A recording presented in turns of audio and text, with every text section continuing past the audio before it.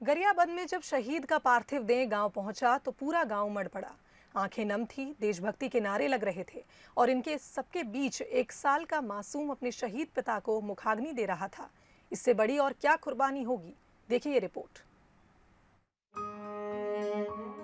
पापा, मैं 1 साल का ही हूँ। अब आप मेरे लिए खिलौने नहीं लाओगे, अब आप लौट के नहीं आओगे। इससे बड़ा और क्या गम होगा कि 1 साल का बेटा अपने पिता को मुखाग्नि दे रहा हो।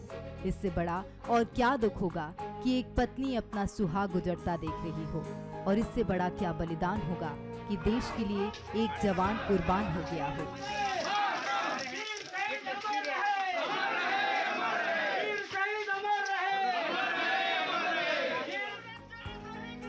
तस्वीर गरियाबंद के मोहंदा गांव की है।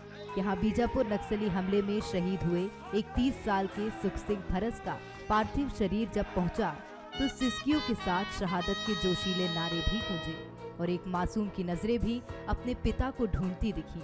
सवाल करती रही, उसे दुनियादारी नहीं पता, उसे नक्सली के बारे में भी नहीं मालूम, उसे तो ये भी नहीं पता कि उससे ये लोग मुखाग्नि की रस्म क्यों करा रहे हैं। जिन हाथों में पिता के खिलौने थे, आज वही हाथ चिता को अग्नि क्यों दे रहे हैं। उसका बचपन यहीं से जन्म हुआ, यहीं से बढ़ा और पढ़ाई लिखाई किया है मैनपुर और धमालपुर में। और लगभग 2016 में ही इसका अपना जो कार्य है ना बटालियन में जो सेलेक्ट हुआ, 16 से ही अपना काम चालू किया और माना में ही उसका ट्रेनिंग हुआ। उसके बाद डायरेक्ट अपनी बस्तरी रेंज पे ही उसका ज्वाइनिंग हुआ। शहीद सुख सिंह ने 2016 में एसटीएफ ज्वाइन की थी।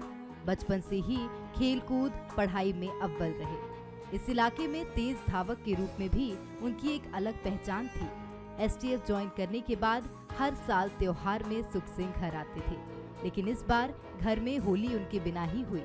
व्यस्तता के चलते सुख सिंह नहीं आए, लेकिन जब आए तो तिरंगे में ऐसे लिपटकर माँ भारती के लिए कुछ कर। हिमांशु संगानी, बंसल न्यूज़, गरियाबंद।